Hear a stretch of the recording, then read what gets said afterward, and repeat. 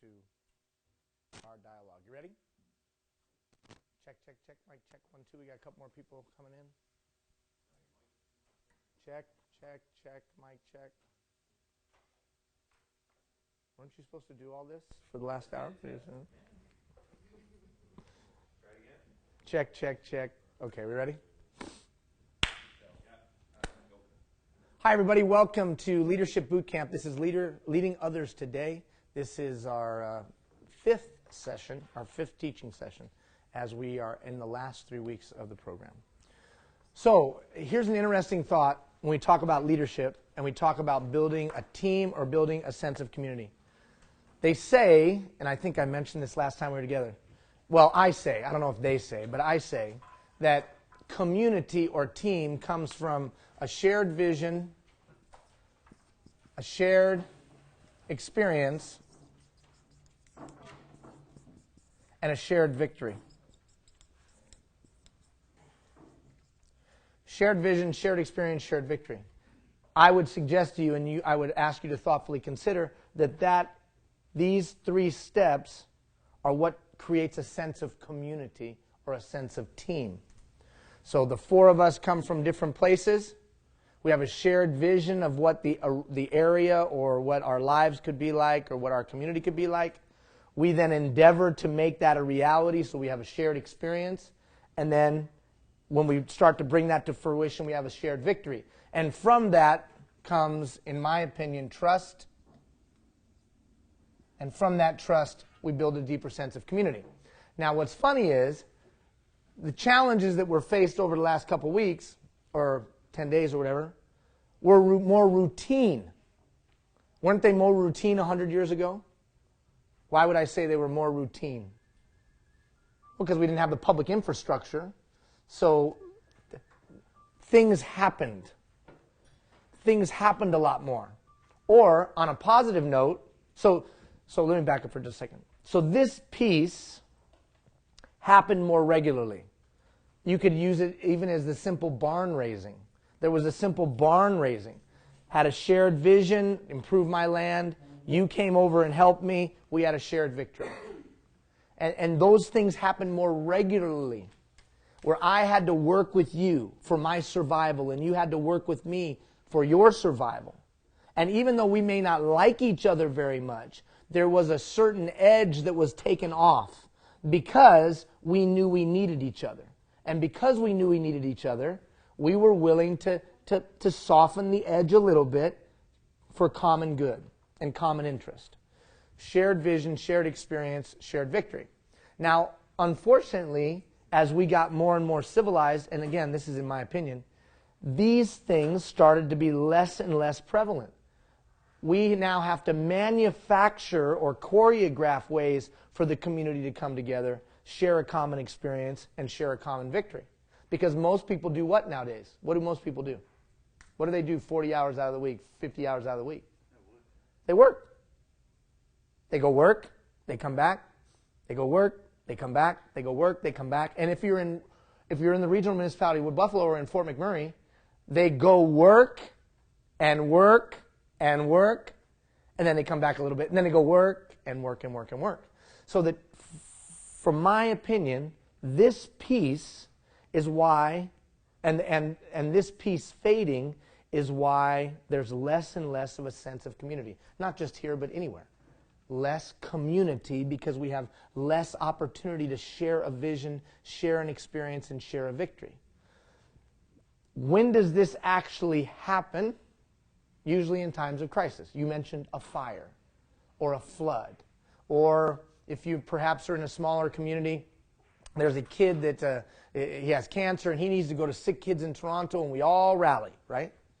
So unfortunately, these opportunities usually now come through a negative experience. So something tragic has happened, we all come together. Something difficult has occurred, we've all come together. Now what's interesting is we took this theory, and that's the whole basis of Let Them Be Kids. So Let Them Be Kids is just this, 160 communities across the country. This weekend, 4 communities will do this. 2 in Newfoundland, 1 in Alberta, and 1 in Saskatchewan. And the one in Newfoundland, they got 1,000 people are coming out. in a community of 3,000. How many say that's crazy? But that's just this. Shared vision, shared experience, shared victory. How about for teams? So the last 3 weeks we were talking about being a catalyst for responsibility. We were talking about building pride. We were talking about helping someone else or creating a context or an environment where another human being takes greater ownership of that thing than they were the day before. And I had put a significant emphasis on this thing called pride. Well, I would suggest to you that this is on a community level, but it's also on an organizational level. When you and I have a shared experience, and when you and I have a shared adversity and then we have a victory, that's why I asked you, how'd you do? And all of you said, I could see all of your eyes, we did great. It was just interesting. All of you, because I said good morning, you guys were like, how'd you do? Great. Isn't that funny? So, not the sharpest pencil in the box, I'm not the brightest bulb in the chandelier. But I do know this. I know that if I can get this gentleman to take greater pride in our organization and take greater pride in the work that he does personally, I'm going to get a better product. I just know that. And one way to do that is this right here. We know that you did extremely well, that the municipality as a whole did extremely well. I was listening to the CEO of Keanu College. The CEO of Keanu College on camera said, it's a testament to the regional municipality of Wood Buffalo. It's a testament to their staff. It's a testament to the hard work and energy of the employees of RMWB, what they've done to help us and assist us. That's what he said on camera. That's pretty powerful. So how do we take these basic human principles and utilize them in a performance management strategy? How do we intentionally and strategically develop this in a human being? Now, there's some of you that know how to do this. And you were taught how to do this by your coach. Or you were taught how to do this by your uncle. Or you were taught how to do this by your whoever. Somewhere along the way, you innately kind of grabbed a hold of this. And I'm going to say this, and don't be offended, younger generation. Usually, that's people that are 40 plus. Why is that? Because they used to have this a lot more. How old are you, young lady, if you don't mind me asking? Give me your range. You don't have to tell me your exact age. 33. Okay, you're 33. Very good. So you and I are about the same age. That was met with laughter. Very nice. So the challenge is for you and below, you didn't have this very much unless you came from a rural community. Because if you lived in an urban setting, how often would you have had this? How often? Probably not very often. If you're living in Oshawa, this ain't happening very much. Because somebody else is handling it all for you. Now, if you lived in a rural area, you might have some of this. And that's why we started with that leadership history survey, because all of this contributes to your understanding of how to bring people together, marshal human capital towards a common goal, how to get the best of all these people right here and get them to do that thing. The more you experienced that or saw that from mentors and role models as a kid, the more likely you were to get it and understand it. The less that you saw that happening, the less likely you were to get it. Now, maybe you had a music teacher who taught the orchestra and you saw it demonstrated. Or maybe you saw, you had a drama teacher that helped you learn that. But if you didn't have those role models along the way that knew how to create a shared vision, a shared experience that led to shared victories, that then built trust, you probably don't, not that you're bad, you just probably haven't had role modeled for you how to instill pride in another human being. And I don't think there's any more, except for love, I don't think there's any more powerful tool that you can use when it comes to performance and getting better performance for another human being. So with that as a backdrop, quickly, give me some thoughts, if you have any, on this discussion that we had on pride and using pride as a performance management tool. Anybody have any comments on what you might have taken away from, we had that series of emails, and I know it was just about the hectic time, so you may not have had a chance to look at them, but pride. Any thoughts or observations on how you can build or use pride? Yes, sir. Well, in the REOC Center, the Emergency Center, it's sort of like working in groups where we come with an outcome, we went on the field, we come back, and then we solve a problem together.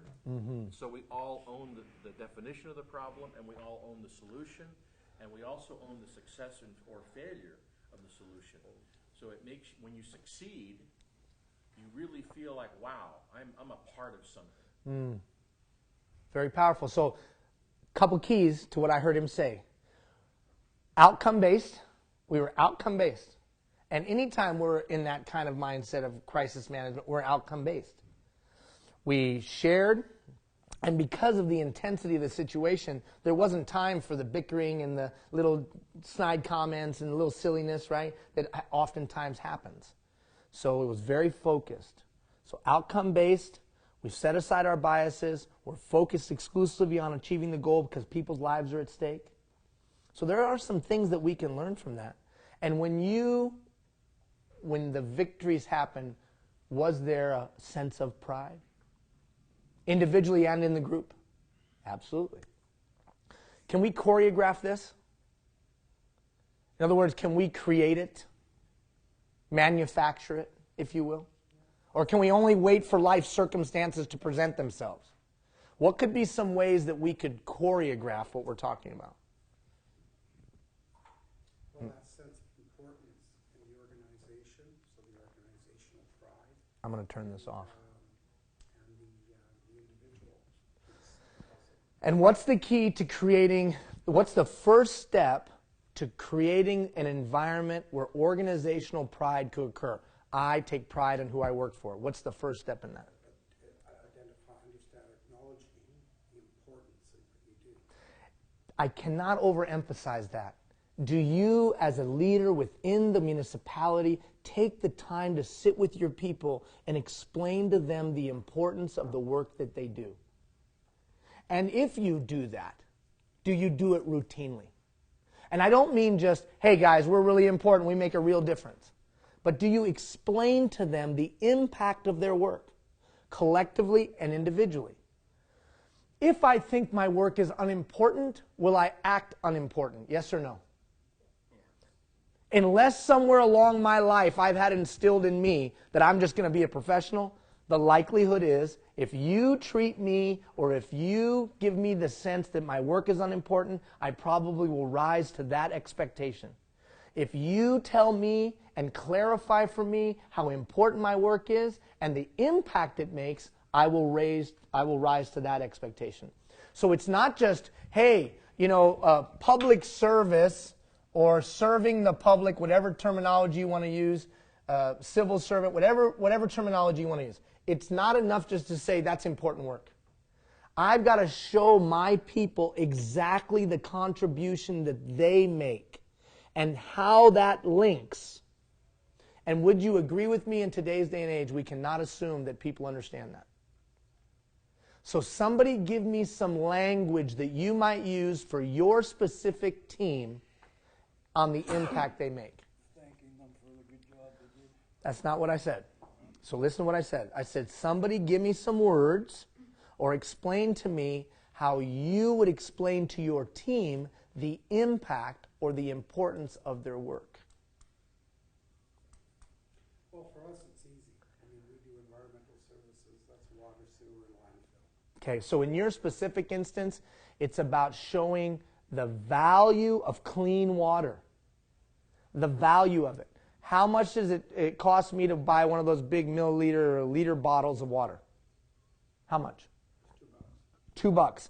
How much is that same amount of water, clean, safe water, that you take through your treatment plant? Well, how much? 4,000 times less expensive.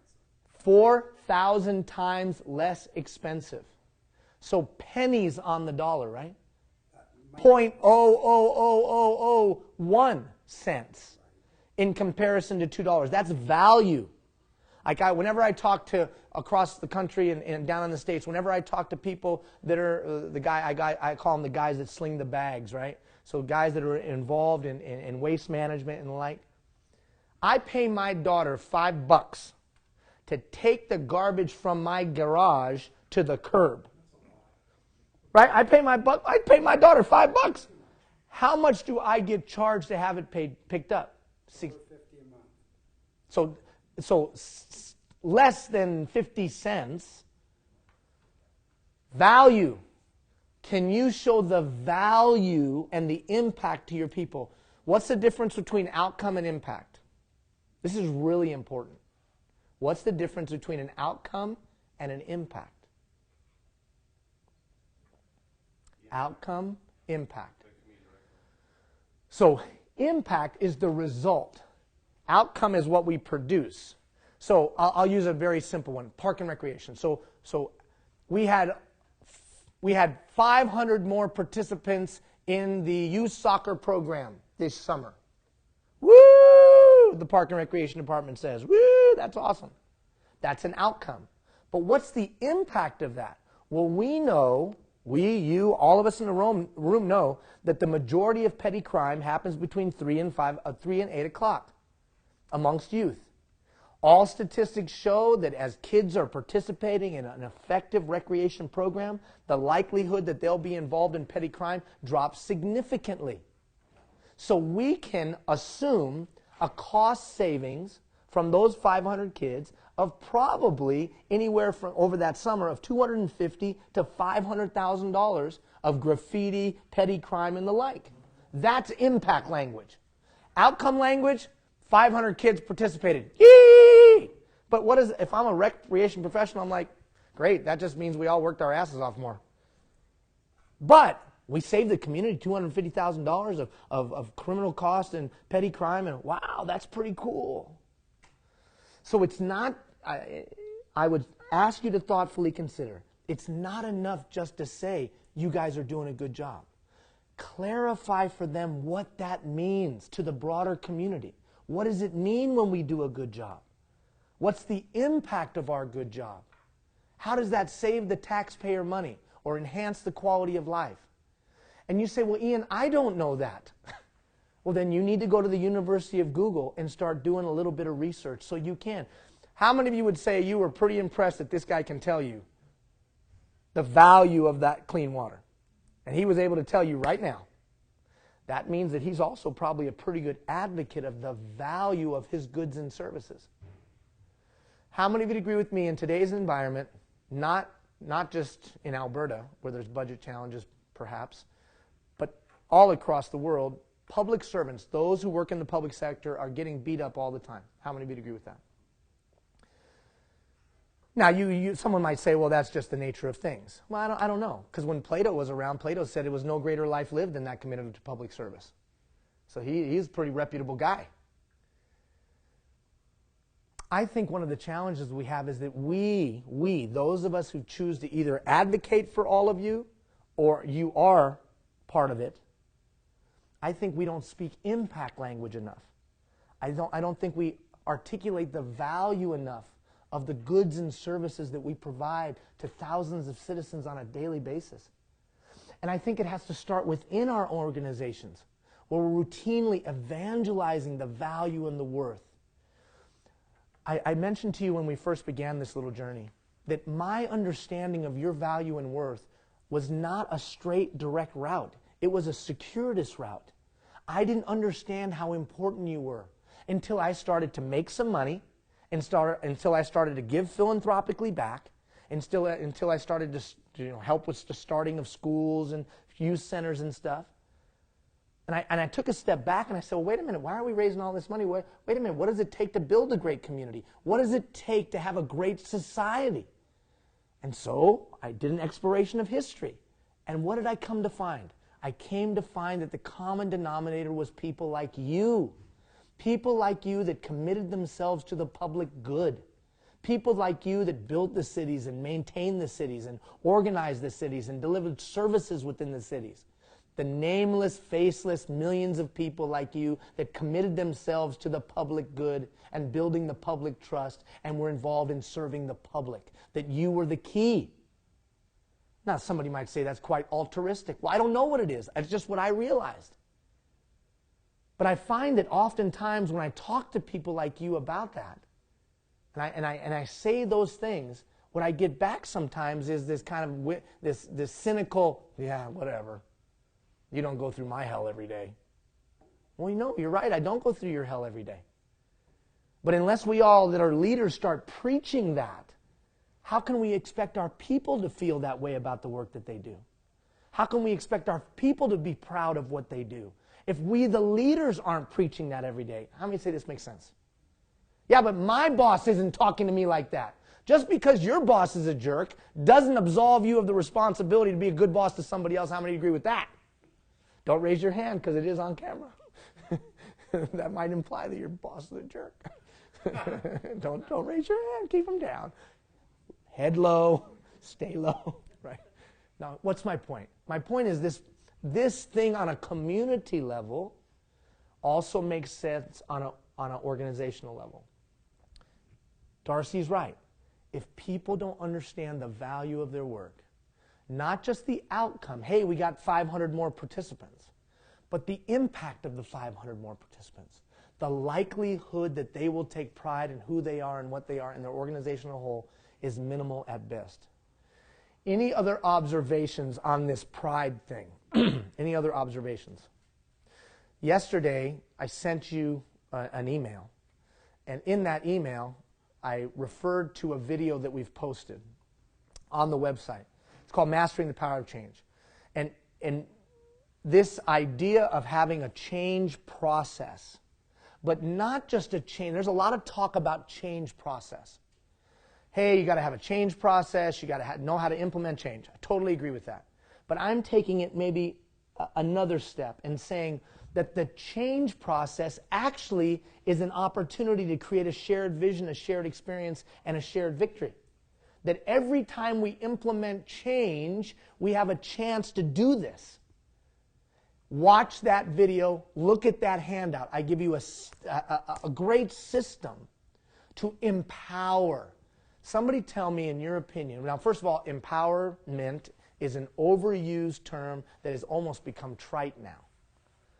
But if you were to give me some tips on empowering, how would you go about empowering somebody? How would you go about empowering somebody? A lot of talk about it, but how would you empower them? You give them the resources, you give them an element of autonomy, you define what the goals are, and you support them through the process, and then you get feedback from them as to what they need to accomplish the mission. Pretty good. Anybody else that would add or detract from that? Anything that he left out? Because that was pretty good, wasn't it? It's pretty good. Anybody else? I think to allow them to make the decision to get to the outcome. Okay, got to let them stumble a little bit. Got to let them, kind of meander their way a little bit, as long as it's still moving forward, right? So that goes back to our whole concept of in command, but not necessarily in control. Remember we talked about that? Today's leaders in command, but not necessarily in control of everything. Okay? Anybody add or detract from what those two gentlemen said? Well, go ahead. You first. You said too much already. No. I was just going to say, as long as you can facilitate somebody understanding the value of what they're doing and that they have an impact. So feeling empowered to say, okay, what I'm doing is important, is empowering. So what is amazing about what you just said is that you talk about high leverage activities. When I start to develop pride, I also develop self-reliance. I develop a sense of self-worth. I develop a self-direction, and I empower. You are important. Let me prove to you you're important. Let me give you some sense of autonomy, and then let me support you in your endeavor. Now, all of that is awesome. Very well done. Here's the challenge, the doing of it. So, when will I empower? Now, I can empower through the delegation process, right? The delegation process, that process I gave you on delegation is an empowering system. It empowers other human beings. So too is the change process. When the 5 of us have to go change something, it's a perfect opportunity for me, the leader, to facilitate the development of a shared vision, to facilitate the development of a shared experience, and hopefully lead to a shared victory. Watch that video. It's 24 minutes long. It's 24 minutes long. So even if you just walk 6 minutes over the next 4 weeks, watch the video. But watch it not only for the information about how to implement a change process, but watch it as a leader who wants to be in command but not in control. As a leader that wants to marshal human capital towards a common goal. As a leader who doesn't want to be autocratic, but wants to be a catalyst and a convener and one that creates a sense of collaboration. That's the context or the lens that I want you to watch that video through. Wow. If Ian's right, I can use every change that we have as a way to develop pride, as a way to develop a sense of self-reliance and self-determination, and to empower someone. From a policy standpoint, what I tell leaders in Ottawa and other places is if policy doesn't create a sense of self-reliance and self-determination among citizenry, it actually is detrimental to citizenry. Well, I think the same is true with policies within an organization. If it doesn't create a sense of self-reliance or self-determination, all you're doing is fostering robots. Fostering robots. How many policies do you know of that just foster robots? Where people just, they don't think. Well, we don't want that. That costs a lot of money. One person supervising two people costs a lot of money. You want to create an environment where one person, because people have a sense of self-reliance and self-determination, can supervise 10 people. You want to flatten an organization. Okay. So with that as a backdrop, watch that video if you have a chance. There's a great handout that was in that email, and then the video's on the website. All right. Today and for the next couple weeks, we wrap up. We got one more 3-week session. Now what's interesting is we're going to meet today, but then we're going to meet next week. And next week I'm going to give you your final assignment, and we are going to have some certificates. I will tell you this because some of you emailed me. If you don't send me your one thing, you do not get a certificate of completion. I don't care if you sat in here every single time. Because it wasn't mandatory that you sit in here every single time. There are people that have never sat in here, that have sent me their one thing, that have watched every video, that have opened every email. If you haven't sent in your one thing, and next Tuesday I hand you a certificate of participation and not a certificate of completion, do not complain to me. I told you from the beginning, the number one determining factor was that you picked out one thing and worked to get better at it. How many say that's reasonable? That's reasonable. That's reasonable. So next week, we're going to hand out some certificates, and I'm going to give you your final assignment. There is a final assignment. Now, some of you may know what it is, and if you do, don't share it, because maybe you talked to boot camp participants from last time. It's a unique assignment. It's a different assignment. It's an off-the-wall assignment, maybe. But I do definitely think it relates to seeing if you gained any knowledge during the couple weeks. So you'll get that next Tuesday, and then that assignment lasts till the following Friday, which will be the final week. So we do have 3 weeks, even though we're meeting twice really quick. But that was because of the holiday and the long weekend. We wanted to get it done, in a reasonable time. So what are we talking about now? We're going to wrap up with a conversation around continuous improvement. But we're going to take a little bit different of a slant on it today and for the next couple times, a couple weeks. How many of you have heard of the term? Who can tell me where it comes from? From Edward Deming. That's right, Edward Deming. Very good. And who was Deming? He was called the quality guru Okay. for North America, and he worked a lot with the auto companies to build the quality management plan for them, and the famous PDCA cycle. Very good. You have gone to the workshops. Well done. Excellent. Now here's the kicker for you. Where did he get it? When he went to Japan. Ah. He used to work for, I guess, for U.S. Embassy there. And Now you're going. he picked up and he saw the culture and he tried to put a structure form of that and brought it to United States. To North America, to Western culture. Yeah.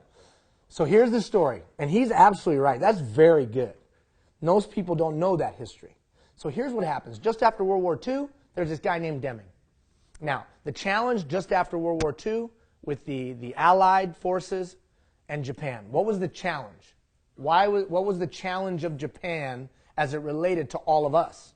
It was a devastating had been dictatorial, and MacArthur and these guys were told, make it democratic, blah, blah, blah. We put in our own governance to rebuild it to where they become an ally rather than a foe. So we had to get it back on its feet, and we had to get an economy that would support its citizenry, because the fear was, on a lot of levels, that either one, we'd have to take care of them, or, God forbid, that they would go, C word, communist.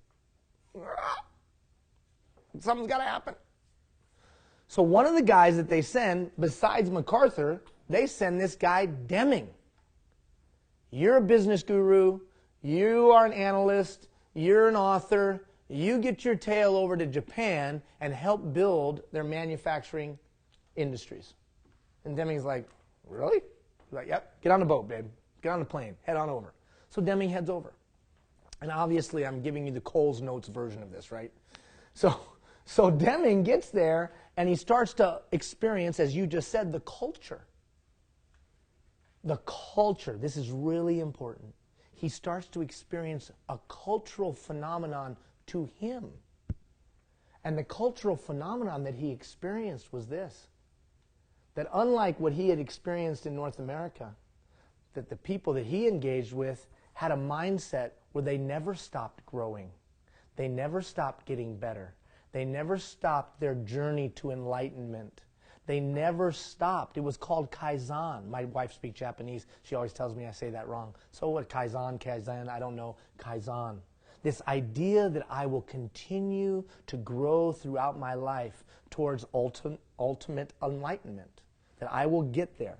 Now what's interesting, the Greeks had the same. The ancient Greeks had the same. Many Eastern cultures, whether it was the Hebrews and others, sojourning, or what is it, Arte in the Greek, this idea that I will continue all my life to grow and learn. Now I'd like you to contrast that with today's Western mentality, which is much like this. Someday I will make it. Win the lottery. I'll make it. I'll win the lottery, I'll hit the thing, a YouTube video, I'll make it. And once I've made it, what do I have to do? Nothing. Now watch this now. This is really important. So Deming says, oh, I thought we were going to make it someday and I could retire. And what he experienced was, I will always grow, I will always learn, I will always develop, I will always get better, because that's true honor, that's true enlightenment. He compared that to, I will make it. And he said, that's phenomenal. Wow. What if we could harness that and bring it back to business? What if we improved our systems before customers complained? What if we made our product better before anybody asked for it? What if we cleaned that light fixture the day before it got dirty? What if we made our whole organizational culture around this idea of getting better before we have to? Continuous improvement. Now, all of you that have heard of continuous improvement but didn't know that backstory, does it make a lot more sense now? That backstory is important because it's a contrast to what we're used to. See, all of you in the room have heard about continuous improvement. You've had somebody preach continuous improvement. You went to the workshops on continuous improvement. And yet, how many of you agree with me, we don't continuously improve? And that's because it's more of a cultural issue, in my opinion. We aren't brought up to continuously improve. We're brought up to do this. I made it! Woo! It isn't instilled in us from a very young age that there is no I'll make it. It's just always, always, always, always. Little quote at the top. Once you think you've arrived, you've already started your descent. The lie is that things staying the same is the ideal. There's no safety and security in things staying the same. There's only safety and security in learning to adapt, overcome, and continuously improving. If one can establish continuously improving as a part of their being, they dramatically increase their chances of personal security. Bill is going to San Francisco, right? Bill is going to San Francisco. We talk about the flood that just happened here. At the turn of the century, the last century, there was an earthquake that happened in San Francisco. Does anybody know about that devastation? What was the level of devastation that happened in San Francisco? It was a major earthquake, probably the most significant on the West Coast. The city was demolished, and then there was gas lines exploded, it caught fire, and then 3/4 of the city burned down, and on and on and on. What's that? Bridges collapsed. Just unbelievable, the devastation. So what's your point? My point is that people in that area started to say to themselves, why did everything fall apart? Well, because there was rigidity in the design of the buildings. When you go to San Francisco, we go there a lot, when you go to San Francisco, and I'm simplifying this, but the buildings now like have big shock absorbers at the bottom of them. Because no longer rigidity, status quo. Now let me transfer that to leadership. Status quo, rigidity. I'm not going to change. Well, here's the funny thing. You can take that stance, but the ground is going to shake. And when the ground shakes, can you adapt and can you overcome? So continuous improvement is about personal security. We've got this mindset that I'll be secure when I can get it to just stay the same. There's nowhere in God's green earth or the universe that that theory would be supported. Things are constantly changing. So I would ask you to, over the next 3 weeks, to thoughtfully consider not just continuous improvement as a management technique, but continuous improvement as a personal security technique. Because if I can instill in myself the ability and capacity to continue to get better, no matter what life throws at me, I should be able to adapt and overcome. And so it's a shift in our mindset. Now, what does that mean to us as leaders? That means we can start to create a culture where everybody around us knows that it's just an expectation that we're going to just get better. I expect you to get better. When you work for me, I expect you to get better. So all of my staff knows that. If you're with me, you're going to be better for it. And I don't care if you're with me for 2 days or you're with me for 20 years. You're going to be better. Period. And I'm going to kiss you and hug you and kick you in the bum. I'm going to do whatever I have to do to make sure you're better by the time you leave here. Would you want to work for somebody like that? Of course you would. Because you know that they have your best interests in mind. Okay, so you got to know the backstory to continuous improvement. You've got to, in my opinion, you have to compare and contrast that to what your people experience every day and what is being pounded into them every day, so you know what you're up against. Why don't people continuously improve? Okay, because they feel like they've made it. Yeah. Right? How many of you ever met a director level leader who is on coast? How many of you met somebody like that? Don't raise your hand. It's on film. Just give me eye contact like, So we've all met that director level leader. They're not bad people, but the skills and abilities that got them into the chair aren't the skills and abilities they need to deploy now. Because they've settled in. I always say it this way. On a person's quest to the pinnacle of great, they stopped at the plateau of very good. And they decided to rest at the plateau of very good. And as they rested on the plateau of very good, they began to look around. And they saw the bleached bones of the countless millions of people who, on their pursuit to the pinnacle of great, rested on the plateau of very good. I know for myself, I've had times in my life like that, where you just know you've plateaued a little bit. When you just know you've settled in. Where you just know you're very good. Everybody knows you. People respect you. When you walk in the room, people give you a sense that you're in charge, and you feel very good. And it can be a barrier to continuous improvement. What else? What else prevents us from continuously improving? Well, you have to have a love of lifelong learning, which a lot of people, I think, they went to college and were done. I don't have to do this anymore, but in actuality, the information revolution, the rate of information growth, makes our knowledge from when we were in school archaic. And so unless we continually re-educate ourselves, we will be a dinosaur. Mm-hmm. Lack of challenge. What's that? Lack of challenge. Lack of challenge. Now here's what's funny. Let's bring that back to community.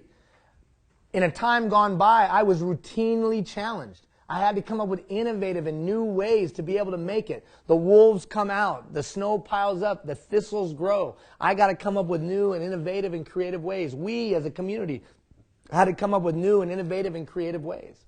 But as we got more and more civilized, we settle in. We settle in. Okay, somebody else. Why don't we continuously improve? Well, I think, the biggest challenge for each and every individual is afraid of change. So when they sit in the top and they think all settled, they don't want to change anything because they're satisfied with where they stand. And I've come to the conclusion, you would have to draw your own. I've come to the conclusion that is based on a cultural Western mindset.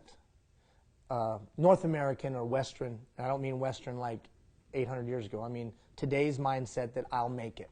Now let me just make it. Because when I make it, I can rest and I can relax and I don't have to work hard. Somebody, I heard you shout out, one of the reasons we don't continuously improve because it's hard work.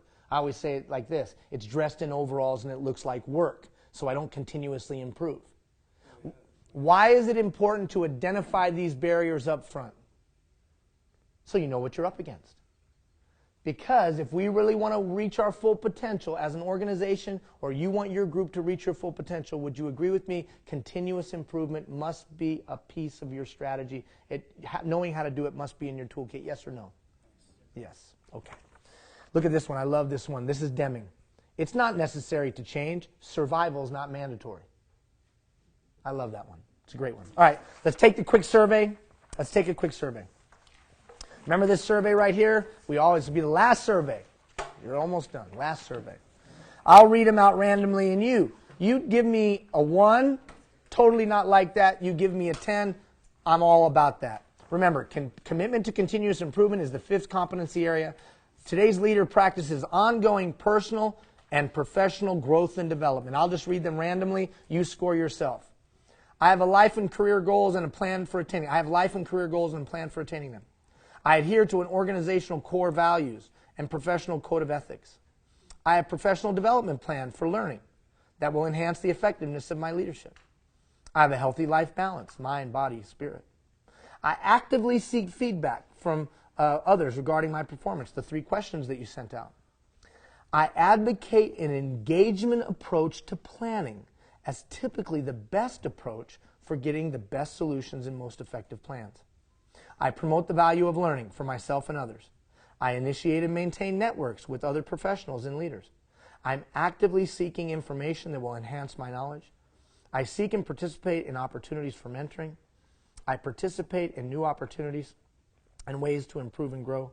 I actively participate in professional associations and personal certifications. Okay, so this idea of continuous improvement. So we're going to break it down. I told you we'd take a little bit different of a take on it than maybe the other seminars or workshops you've sat in. I think continuous improvement, and I tried to make the case that it's cultural, and so it's got to start in your head. I think it's about your patterns of thinking. I think that we've all of us in this room have been programmed, if you will. I don't want to sound like a conspiracy, but kind of programmed into that I'll make it. Let me just bust my ass, excuse my language, for 30 years, and then I'm going to have made it, and I got my thing, and I got my cottage, and I'm good, and I've made it. I think that's kind of built into us. I've got it made because every day I learn something new. Well, see, you're enlightened, Bobby. Very well done. There's not a day goes by that I don't pick something up that I haven't learned something new. Right? And frankly, that's a great mindset. And that's the mindset that people will find to be genuine and authentic. And if you can manifest that in your leadership, you're not going to have a problem leading people. That humility is a key piece to leadership today. So I think it all starts in your head, in your patterns of thinking. Now, if we go back 15, 13 weeks ago, we started with that dialogue. We talked about that 80% of your behavior is unconscious. And you're just doing stuff every day. And your leadership approach has become ingrained. And is that leadership approach that's ingrained the ones the times require? And if it's not, maybe we should shift. So I think continuous improvement and this commitment to it starts here as well. So we'll talk about the patterns of thinking. I think if you want to continuously improve, then you have to have some way to build plans. In other words, I think the planning process can be one of these shared vision, shared experience, shared victory opportunities. When I sit down to build the budget with my team, remember last time we were all together in the theater and Guy talked about, remember Guy, tall Guy? Guy talked about how he uses the planning process and he engages his employees. Well, then we're going to talk about that. And I had mentioned that day we would talk about that. How can I use, whether it's a problem-solving opportunity, whether it's building a budget, whether it's building a community plan, long-term sustainability plan, whatever it is, all of those are an opportunity to engage other people, get them in the process, get them to contribute to the process, thereby continuously improving. I would suggest to you, if you think you're the group that you lead is going to continuously improve because you're going to come up with good ideas all the time, would you agree with me that's a flawed, unsustainable strategy? Flawed and unsustainable. So if I'm going to really build a culture of continuously improving, or continuous improvement, then I must have a strategy for building great plans. And then finally, we'll give you some good tips, I think, on how do you sustain this momentum. Because just and some of you might be applauding this, but in a few days, you're not going to get an email every Monday morning. You're not going to get an email on Tuesday. Then you're not going to get that email on Wednesday, and you're like, shit, I didn't even look at the one on Monday. What are you doing to me? No more. Done. See you later. Be back in Fort McMurray in a year or two, right? You got the archives, that's right. But my point is, how do we sustain this momentum? So we'll talk about that as well.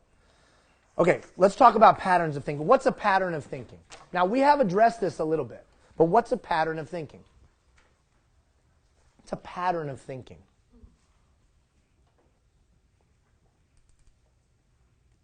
Somebody has to answer. Pattern is a trend. Okay, what else is a pattern of thinking? It's how we approach problem solving, and we kind of use certain steps in our own minds to get to what a resolution, an outcome, an answer of some sort. So, he's absolutely right. Our Greek friend is absolutely right. That most of us have a sequence that we walk through to get to a decision. A sequence that we walk through to get to a choice. A sequence that we walk to get to selecting the next step we're going to take. Have you ever met somebody that routinely makes poor decisions? Do you have a relative that routinely makes poor decisions? Have you ever just thought to yourself, wow, how can they always make such bad decisions? And sometimes we say, well, they must just not be very bright. But then we see in other aspects of their life, they're quite bright. But they continue to make the bad investment with their money. They continue to make the bad investment with their time. They continue to make the bad choices on their relationships. And it's just this pattern. Well, could it be that they have a pattern of thinking that leads them to think that that's a good choice when it's clearly not? So is it that they're not very bright, or is it more about their pattern of decision making? I would suggest it's more about their pattern of decision making. We talked about this when we talked about a pattern of thinking to come up with an outside-the-box idea. Well, I would suggest to you it matters. If culturally, and it's been ingrained in us that I'm just going to make it one day, and we know we can see that and go, well, that's not sound. Then I got to rework my pattern of thinking to be what Deming was talking about, that he gained from this other culture. I'm going to continuously improve. It's just going to become of who I am, just a part of me. I think it starts with your pattern of thinking. So let's take another quick survey. I'm going to read some patterns, and you see where you rank yourself. Do I take credit for positive events or chalk them up to chance? When something good happens, do I expect more good things to follow, or do I view positive happenings as a fluke? What about negative events? Do I blame myself or look at extenuating circumstances? Do I look at one negative event as evidence of more to come? Kind of like an omen? Do I tend to encourage myself mentally, or do I berate myself inside? Here's a powerful one. Would I talk to a friend or a precious child the way I talk to myself? Ian, what does this have to do with leadership or management? I think it has everything to do with it.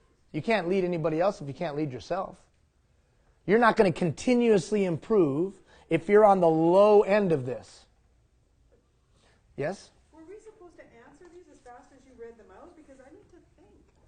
Well, just, Oh, okay. I'm sorry, I wasn't clear on your expectations. no, my expectation is you think about them, right? Yeah. And the fact that it's causing you to think is probably good. Scaring me a little. Yeah. What's my point in this? My point in this is to get you to think about patterns. So now let me even let me accentuate that even more by giving you some negative patterns and see if any of us can relate to these negative patterns. Do any of you know somebody that has this magnification or minimization pattern of thinking? So they're the people that magnify an incident. So it's your employee that you sit with them and you tell them 7 things they've done awesome, and then you give them one piece of feedback where they can improve, and what do they walk out of the office hearing? He thinks I'm horrible. Or she thinks I'm terrible at my work. Yeah, but didn't you hear I said 7 things? There's just the one thing you need to work on. Why are you berating me? I'm not berating you. I just said that maybe you might want to work on this one thing. That's called magnification. How many of you know someone who catastrophizes things in life?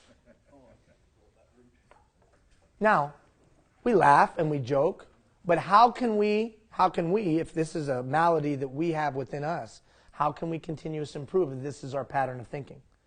How many of you have experienced emotional reasoning? In other words, I'm mad at you, so you must be wrong.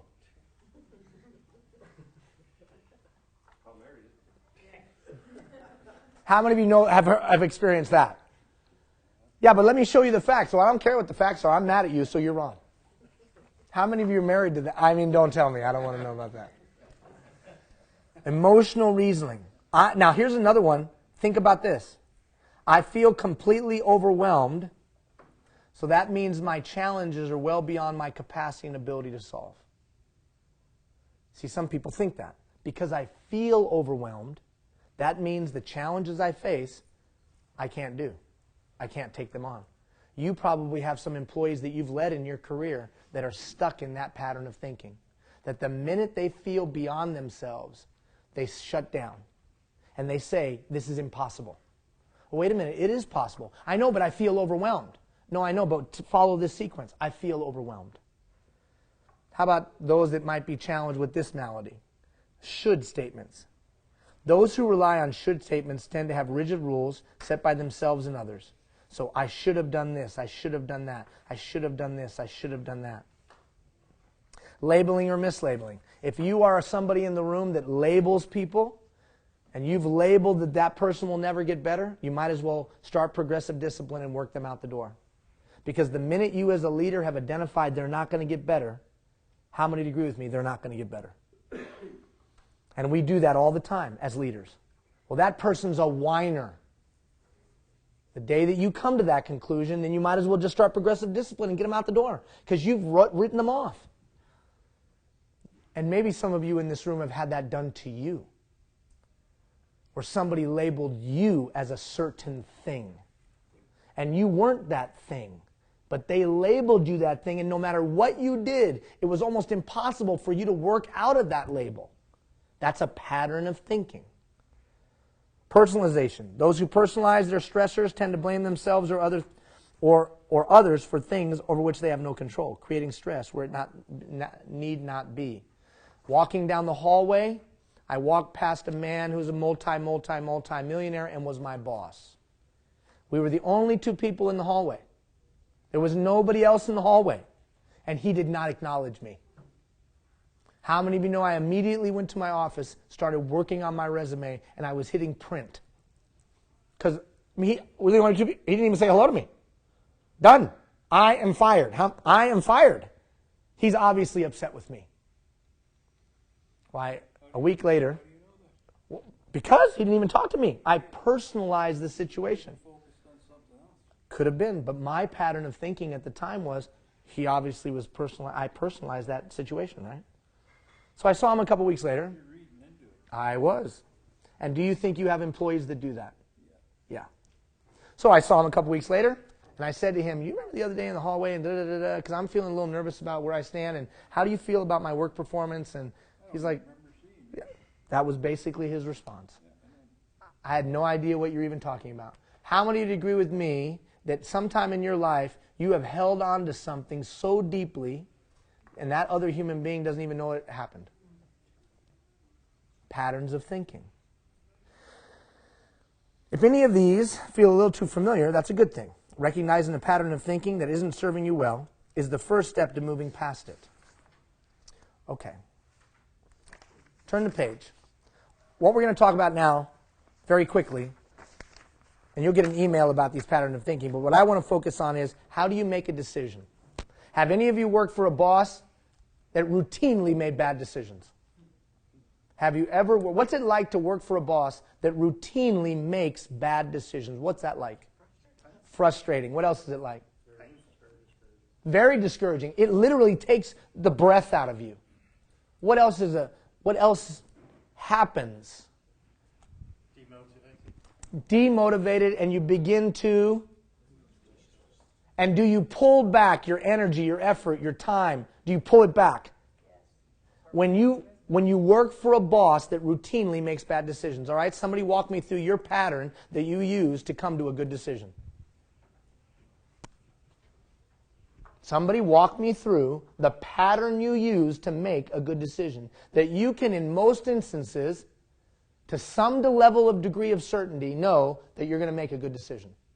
Somebody walk me through the sequence. I think you've really got to consider the facts. Okay? Okay, whoa, let me get, hold on, wait. So the first thing you do is consider the facts. Okay? And the source or validity of that information. Okay, so you consider the facts and all that would go with that. Yeah. Okay, somebody else. Scientific method, you define the problem. Okay, define the problem. Then you've got the, do your analysis, Okay. test your hypothesis, you check your alternatives, and then you come to your conclusion. There's like 2 other steps in there somewhere that I missed. How many of you remember ever doing a science project in school?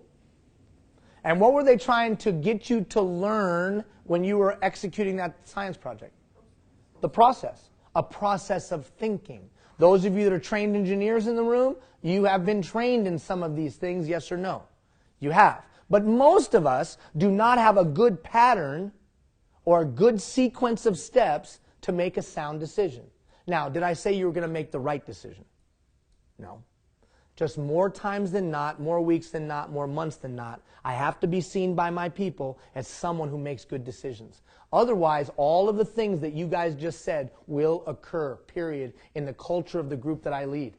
They will begin to distrust you. They will begin to say, I won't give my time, talent, and treasure to this leader because they can routinely make bad choices and bad decisions. You have to admit too that you've made mistakes. Of course, that's a part of it. Absolutely. I was wrong, you were right. Would you agree with me? Go ahead. I have a leader once say to me, sometimes I make the wrong decisions, but we will make decisions right. That's good. I like that one. That's a very good one. That's a golden nugget right there. I'm done. I get myself. That's right. No, we're going to continuously improve. So I want to walk you through a pattern of thinking, not because I'm saying to you, this is the pattern of thinking you should use, but to challenge you to be able to create your own pattern for making good decisions. Now, why is it important that I have that pattern? Is it just meant for you? Who is it really meant for? It's meant for you to be able to teach this to your team. Don't we want to be an organization up and down the chain of command that are good decision makers? And in your specific line of work, the two of you, don't you want all the way up and down the chain of command people to make good decisions? Especially in crisis situations? So I think, in my opinion, all of us as leaders don't want to just be good decision makers ourselves. We want to be able to teach good decision making to others. And thereby creating an environment where we're continuously improving. I've had people, like in the last boot camp, I had a couple of this level of leader push back at me during this 3 weeks. What do you mean, Ian? This is so simplistic. And then I pushed back at them and said, tell me how you make a good decision. And they were stuck. I make good decisions. I wouldn't be at this level if I didn't know how to make good decisions. And I said, you're right, but could you teach it to somebody else? It's not, when you get to a certain level of leadership that we're all at in the room, it's not enough for you just to be good. I got to be able to translate that into other people and teach them, because I'm judged not on my performance. I'm judged on the performance of the person that's furthest away from me that I lead. So let's walk through this pattern of thinking. And I agree. It starts with what you just said. Gather the facts. That's step number one. I gather the facts.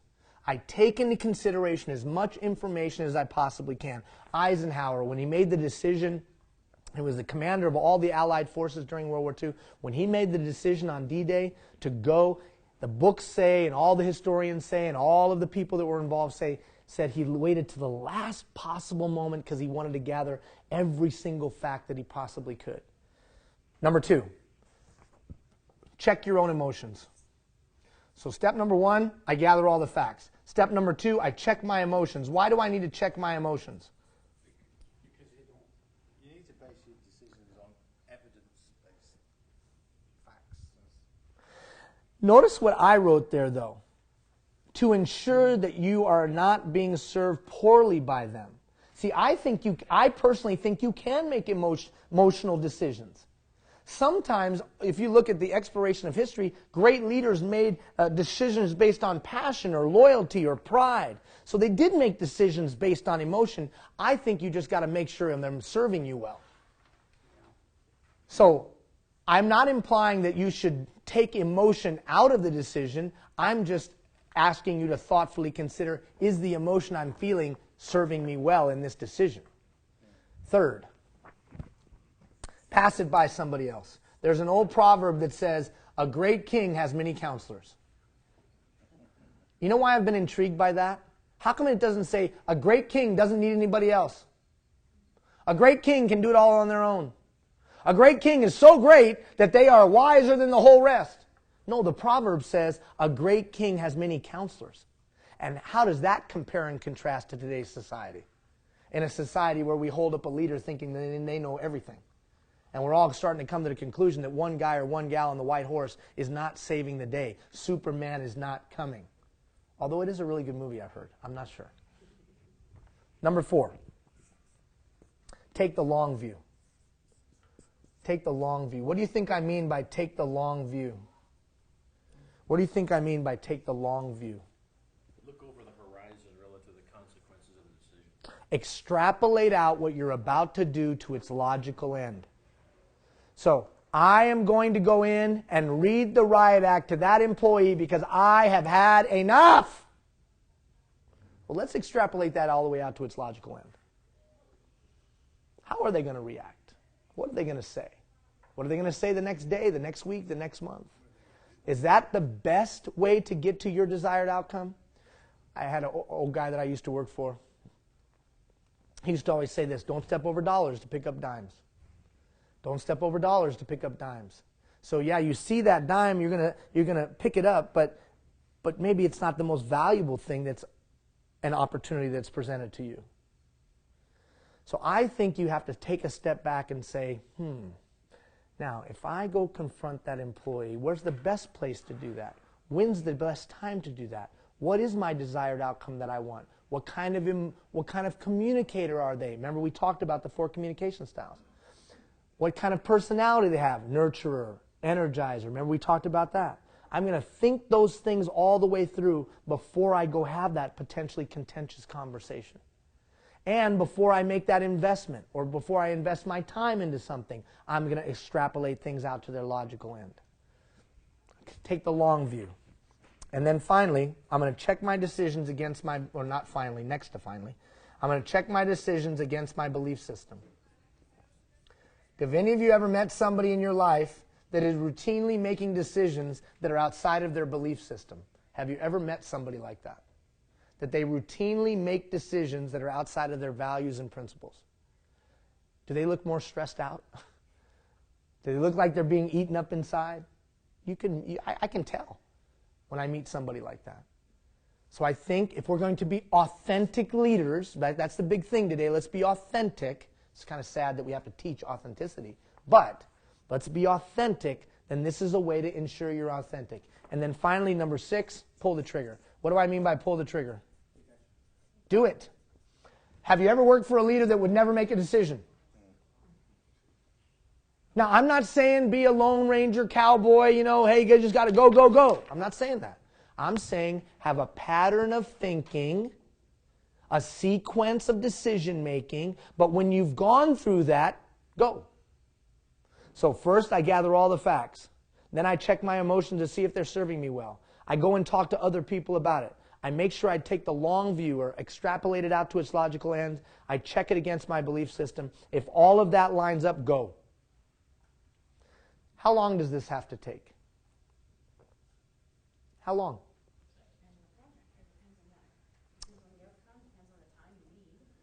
Depends on the time you have. But complexity. How about this? Could you agree with me, though, that almost if you put this on a 3x5 card or something similar to it, and you started to ingrain it, took it to every meeting, took it to conversations, you started to ingrain it, would this eventually just become routine? It just would be the way you do things. You'd say, whoa, whoa, whoa, whoa, whoa, I need to gather some more facts. Or whoa, whoa, whoa, whoa, whoa, I need to talk to a couple people. Or whoa, whoa, whoa, whoa, whoa, I need to think this all the way out. Well, how much? We don't have time. We've got to make a decision right now. It's funny.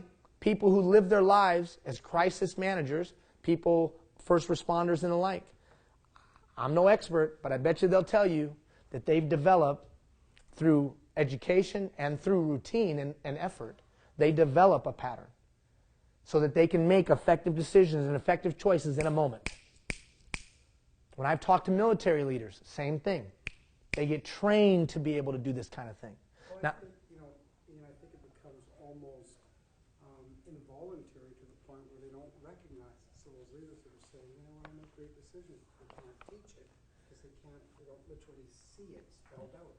They just go through this normal, involuntary process in their mind in lightning speed. 80% of their behavior is unconscious, and they just happen to land in an unconscious behavior that's good.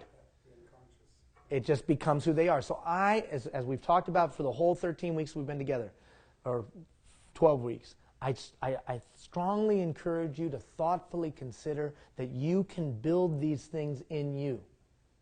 And so if you're not completely satisfied with the decisions that you make, perhaps it could be the sequence that you're using to get to that decision. Not that you're not bright, not that you're no good, not that you're just not as smart as the guy next to you or the gal in the cubicle 5 feet away. Could it be just your pattern that you're utilizing? And if it is, could you establish a new one? And if then that works well for you, could you take that and teach to others? So you create a culture of good decision makers? And what would be the result of creating a culture of good decision makers? Would we start to improve? And as we improved, would we start to create a culture where we just improve all the time? I think it does start right here.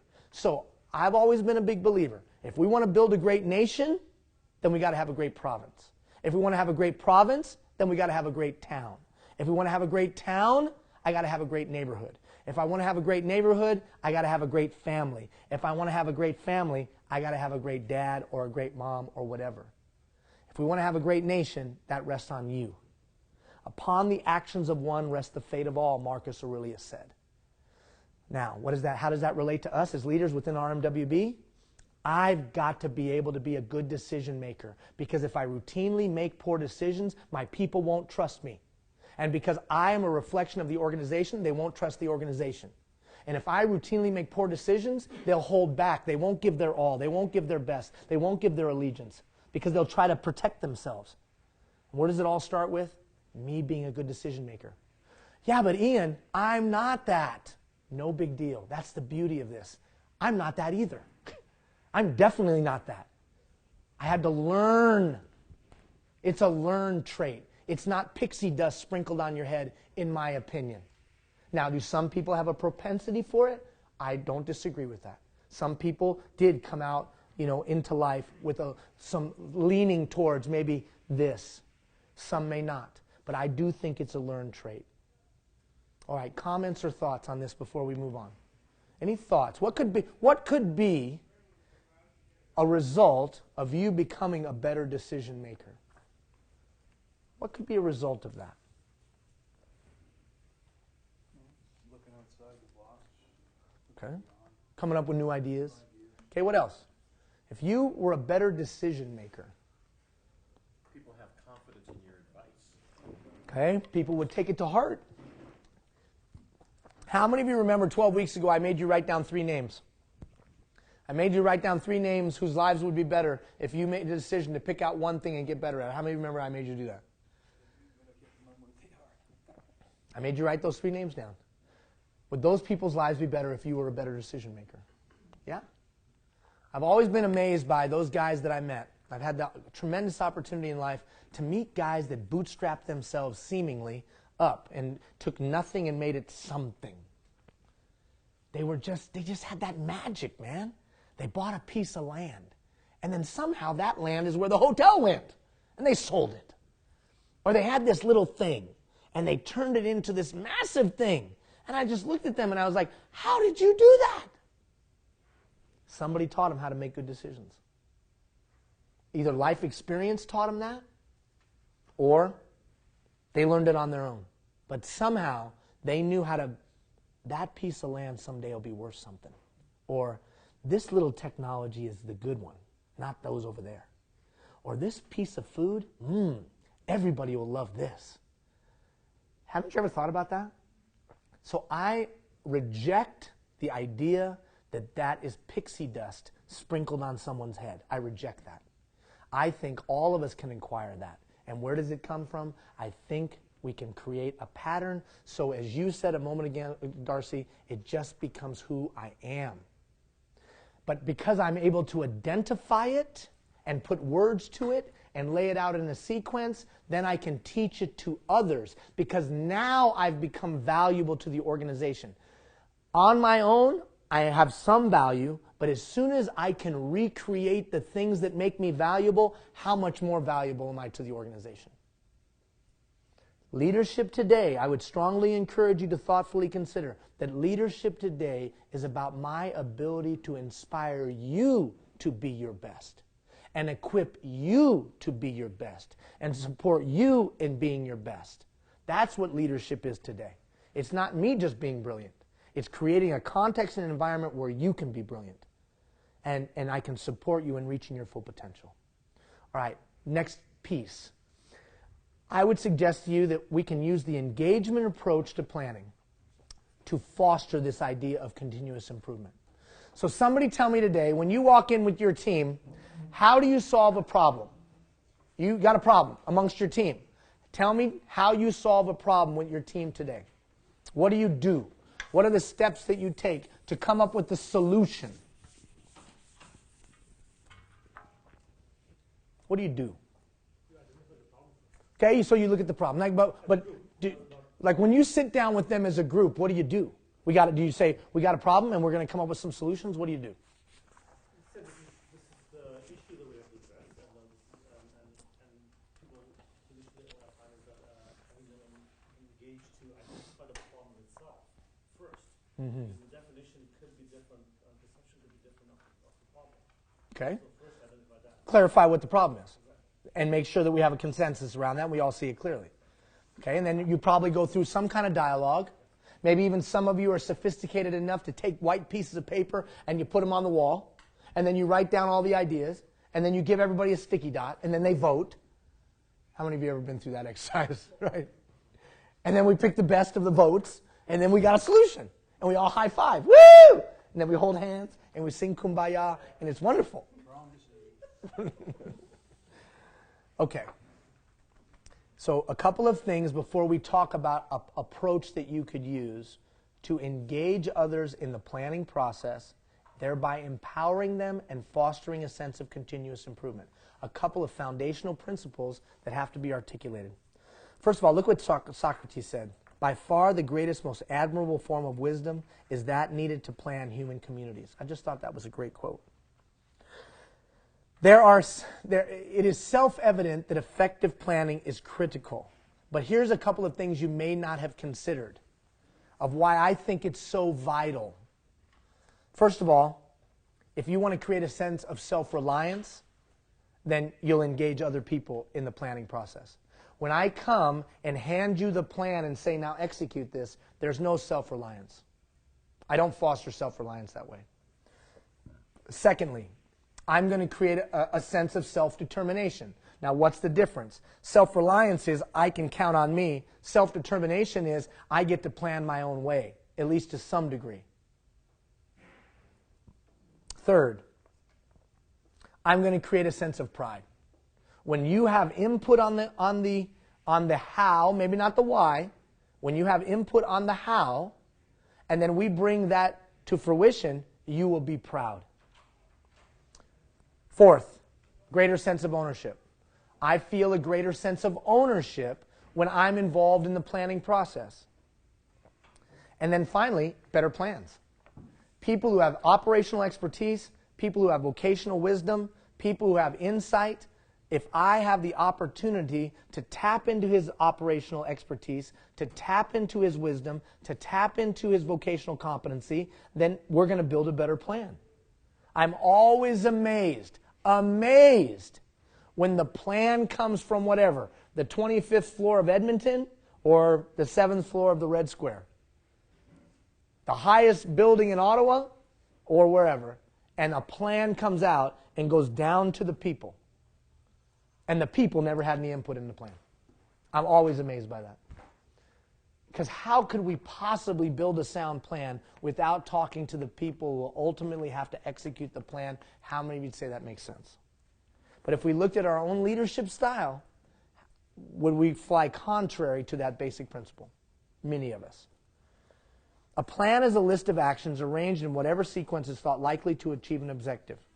So I would suggest to you in today's change culture, in today's change time, if you're not including your people in the planning process, and that planning process could be solving a problem, planning process could be budgeting, planning process could be a long-term sustainability plan, all kinds of different plans we have to build on a regular basis.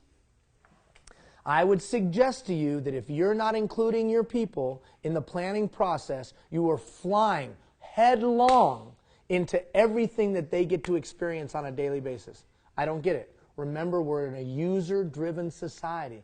Almost every institution that your employees interface with, give them the opportunity to have a say. The bank gives them an opportunity to have a say. The car dealer gives them an opportunity to have a say. The media gives them an opportunity to have a say. Almost every single thing that they interface with in their life gives them the impression or actually allows them to have a say, am I right or wrong? Until they sit down with you and you build the plan for them and hand it to them. And we wonder why we don't get buy-in on the plan. Because we haven't used the engagement approach. We wonder why citizens don't come out of their house. There's a big difference between community consultation and community engagement. Community consultation is, hey, are you up for this? That's different than, will you build this along with us? Totally different. Totally different. Okay. So what I want to do is give you a way to tap into the collective intelligence. What's collective intelligence? What's that concept? Collective intelligence. What's the collective intelligence? The brain power of everybody in this room connected. There is a tremendous advantage that I found that I have. And it's an advantage that probably none of you in the room possess. And you say, well, that's quite arrogant, Ian. Well, wait till I tell you what it is. I'm not very bright. That's a tremendous advantage as a leader. How so? Because the day you realize you're not very bright, you start to realize the only way you're going to be successful is tap into the collective intelligence. So I've come to the conclusion I'm not very bright. I don't have all the answers. I can't solve all the problems. And the only way I'm going to make it is I got to be able to draw it out of you and you. And you, and you, and you. And if I can draw it out of all of you, tapping into your life experience, tapping into your vocational competency, tapping into your operational expertise, tapping into the PhD that some of you have. 10,000 hours is a PhD. Some of you have PhDs at what you do. If I can create an environment that draws that out, and here's the key, and then I can create an environment that prioritizes the most important of them. And then I can create a system that takes those best priorities and develops a plan around them and executes them. Would you agree with me I can be a successful leader? It's not just create an environment that generates great ideas. It's able to prioritize them and take the best of them and do something with them. So do I need to come up with great ideas? No. I just need to create an idea where they come up, they're prioritized, they're implemented. and they're brought to fruition. If I can do that, I'll be a highly successful leader. I won't just be a good leader, I'll be highly successful. Because there's power in the collective intelligence. There's power in your life experience and yours and yours and yours and yours, all being combined. That's the concept of the collective intelligence. In the past, we looked to our leader to have all the great ideas. That's why they were the leader. In the past, we looked at them to be sharper than all of us. But we've all come to find that that's just not true. That the problems are too multifaceted and too complex for any one person to be able to solve. Today, a leader is able to facilitate that dialogue. Now, what usually happens is we sit in a meeting, we grab everybody together, and we say to them, okay, we've got this crisis and we need some good ideas. Who's got a good idea? Anybody got a good idea? And all your employees go like this. How many of you ever sat in that meeting? No, really, I need some ideas. Who's got an idea of how we can solve this? Nobody says a word. Why? Because they don't trust the process. They don't trust that what they say will actually come to fruition. They may have gone through the exercise where they write everything on the wall and put the sticky dots and they do all that and nothing changes anyways. So the process that I'm going to share with you, some of you will say, well, that's like brainstorming. Well, perhaps, but I think there's some nuances to it. Look at this little Chinese proverb. If you're planning for a year, sow rice. If you're planning for a decade, plant trees. If you're planning for a lifetime, educate people. Go. So you said earlier, define the problem, right? That would be your first step. And that would be my first step as well. The first thing I would do, let's say we have a problem in my group. Now, my long-term goal is to create self-reliance, self-determination, pride of ownership, and build better plans. But I'm going to start by teaching them how to build a plan. And we're going to teach them how to build a plan by just picking out one specific problem. I'm not just going to have the meeting where I throw open the door and say, give me your ideas. We're going to pick out one specific problem. And we're going to work on that to build a culture of continuous improvement. So, first thing I'm going to do when I meet with my group here, hey, we got this problem. And I want to make sure it's a problem that they would all feel like is a problem. So I define the issue. And I get their agreement that that's the issue. And that's the thing we're trying to solve. Secondly, and most of you have probably either experienced this or done this, I'm going to set a time limit. And we're going to throw out ideas.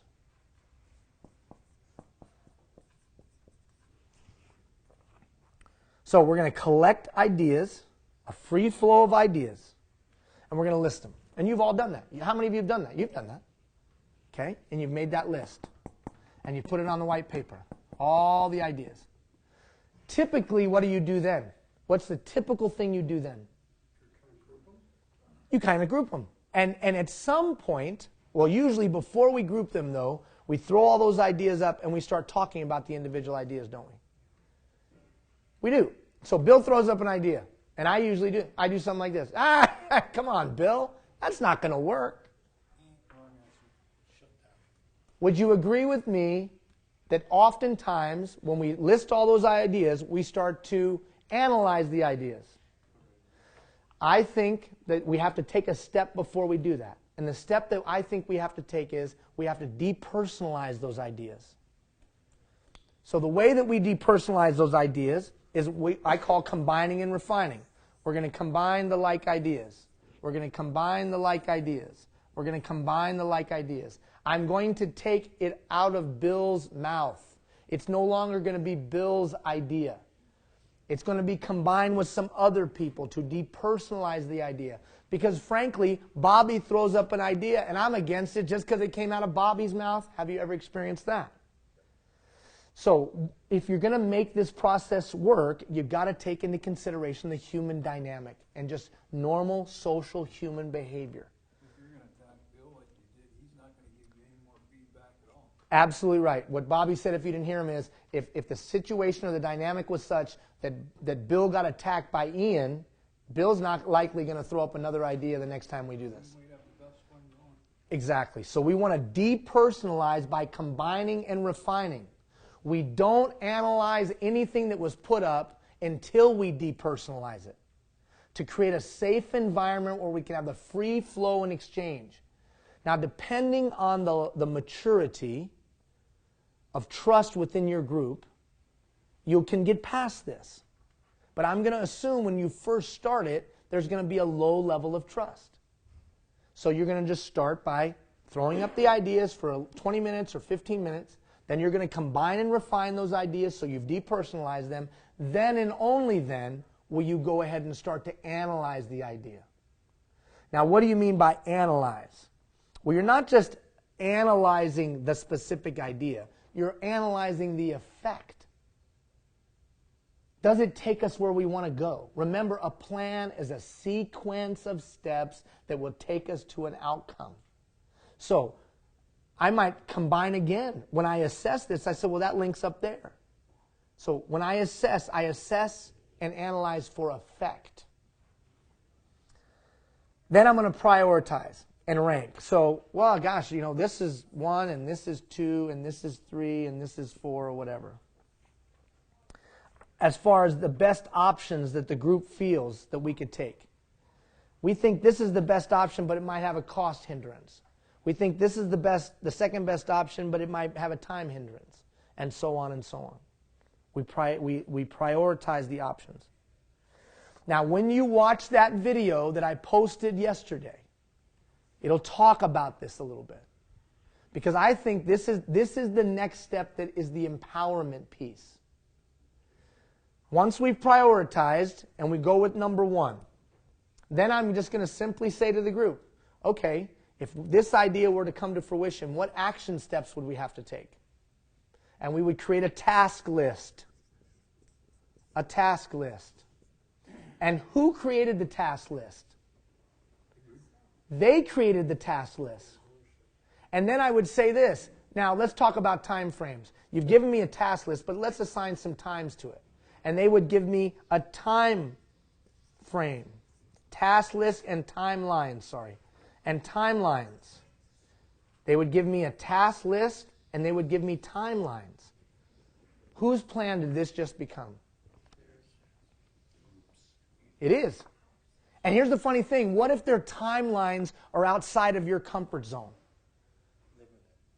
So then I might have to refine it a little bit. That's okay. The only challenge with that timeline is such and such and so and so. But I would strongly encourage you to thoughtfully consider that if you can flex with their timeline, should you flex with their timeline? Yeah, absolutely. Because my role just changed. So all I did was facilitate the dialogue. I helped them get to some conclusions. I helped them prioritize the conclusion. I asked them to create a task list of steps that would be necessary. I asked them to attach timelines. It is now theirs, and what's my only job from here forward? Follow through. So, yeah, I think one step is missing. Okay. Unionized environment. The next step is to take it to the union. And Agreed. Yeah. So there is a dynamic there. But now remember what we're doing here. Stop for just a second. Where are we starting the process? We're not starting with some big issue, are we? How many of you agree with me? Oftentimes when we go into this thing, we start with what? Some big issue. We're going to get a group of employees together and we're going to solve this really big issue. But because we don't know how to do it, that has an opportunity to go off the rails. Or we don't make any progress. So my suggestion to leaders, when they want to begin to utilize this engagement approach to building plans, you must start in a small, tiny little way to build trust in the process so that they get used to doing it. So would you agree with me that if the 5 of us use this to solve just some small little thing in our work area, and that thing that was annoying everybody got solved, the next time I came to them, would they be more open to trying again? Yes. And then I just successively increase the gravity of the issue that we're taking on. So they've gotten used to the process. They know how to do the process. I don't sometimes even need to be there for the process. And then I say, let's take on this big one. Because I've not only built trust in the process, I've built trust with me, and I've built trust amongst the group. And now they'll be willing to take on the big one. I see it happen with human resources directors. I see it happen with CAOs. I see it happen with a lot of people. Well-intentioned. We're going to get the employees involved. We're going to get them to have a say. We're going to empower them.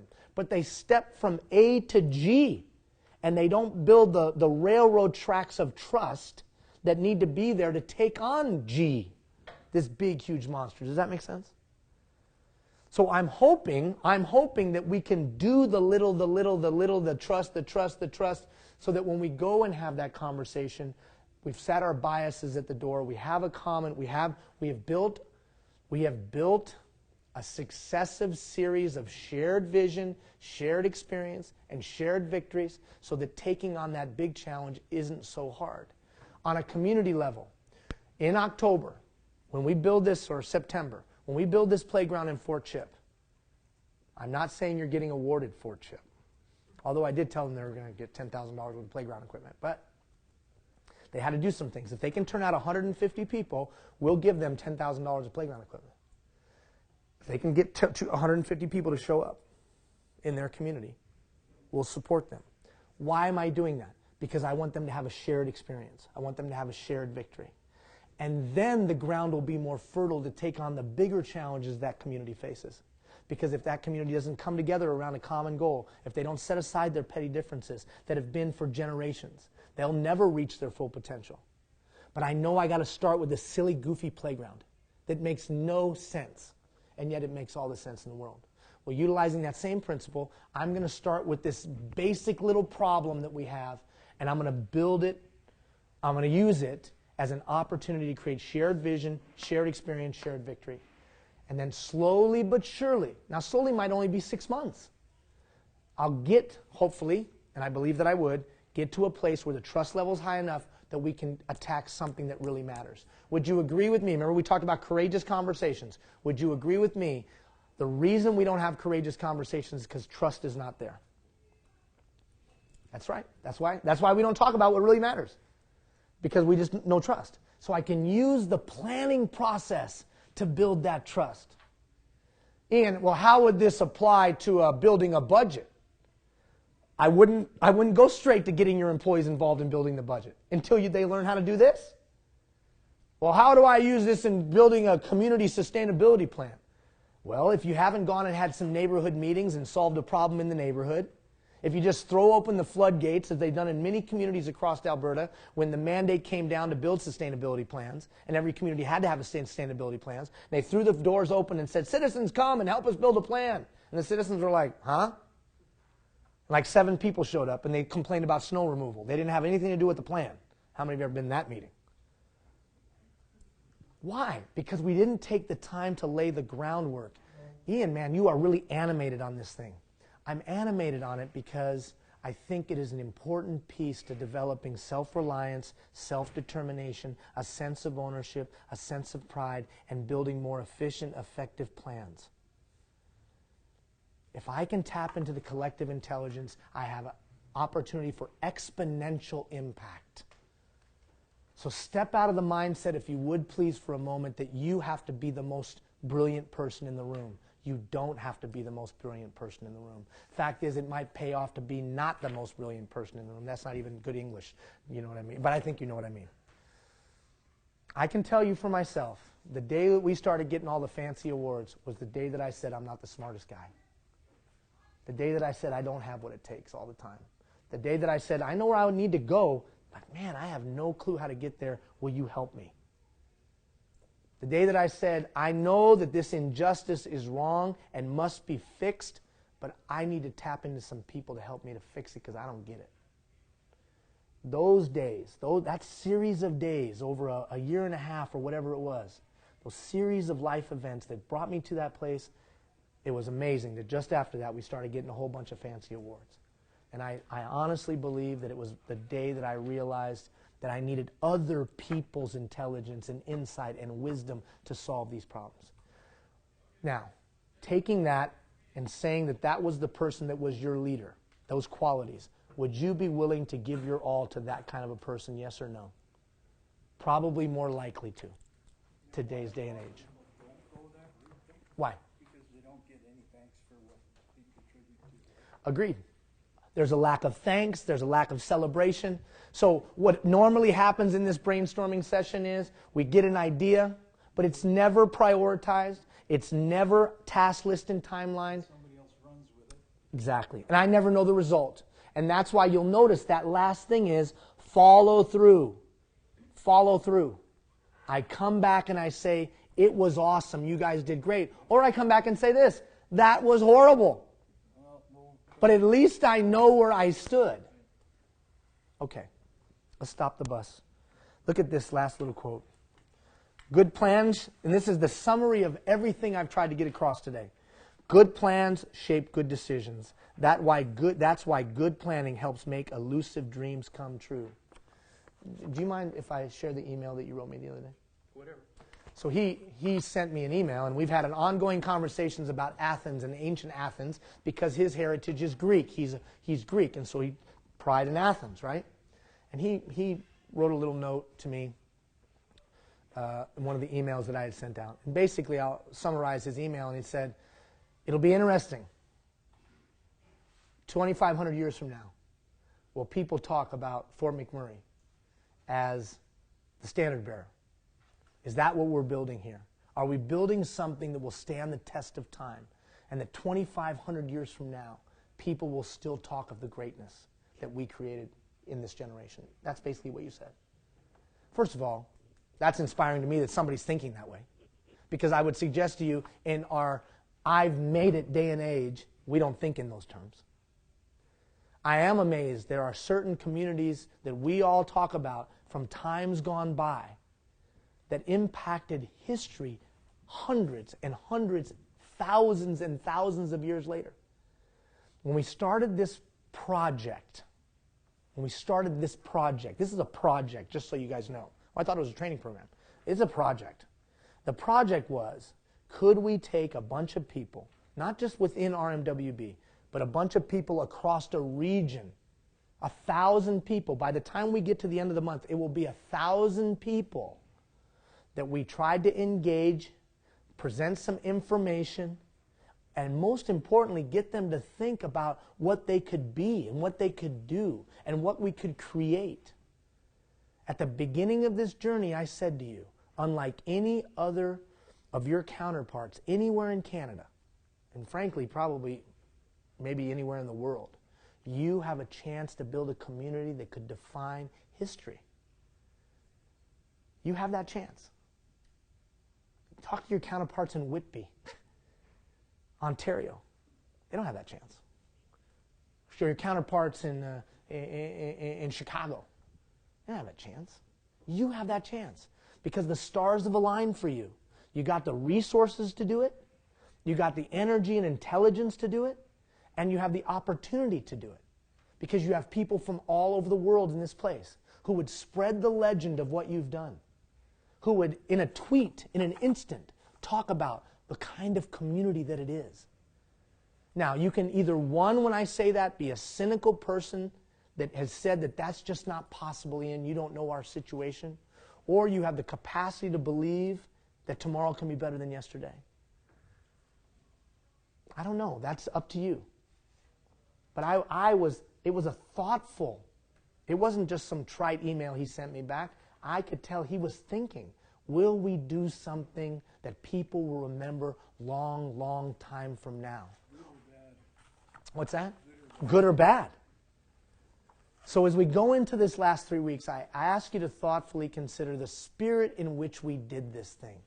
Now, is this the greatest program in the history of mankind? I have no idea. That's for others to decide. But I know why we did it. We did it to get you to think about the important and valuable role that you play on a daily basis, that you have people's lives in your hands, and not just the people's lives that you supervise, but you touch every citizen in this community from cradle to grave, and the last few days clearly manifest that. You are the hub of this community. You're a hub of a community that is growing faster than any other community that you know.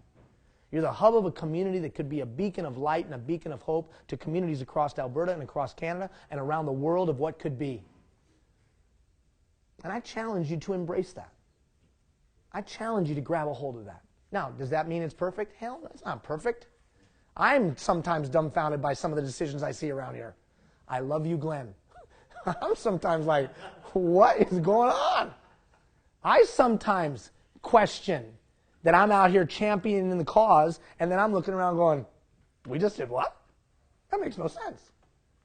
But I think that's the natural, if any of you have ever been in a startup, when I've been in a startup, and I was in the venture capital business, so I know that's the natural evolution of organizational growth.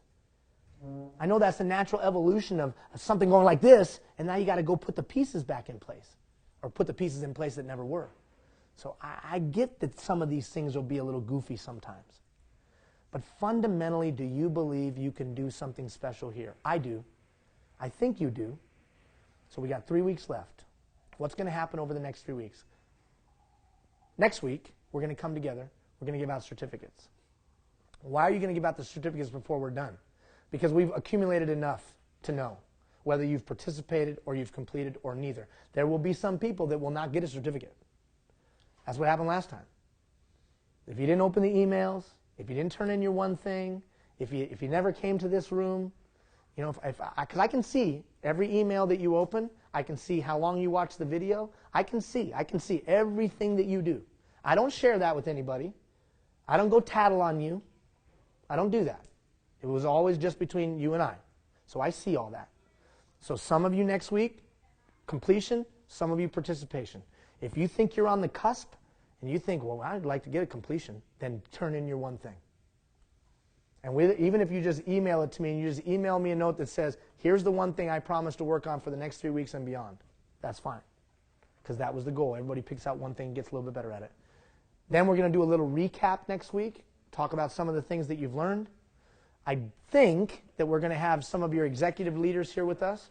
Some of your executive leaders, I think, will be here with us, as long as they have, you know, busy schedules and whatever. If something doesn't come up, they're supposed to be here with us and give a thought or two.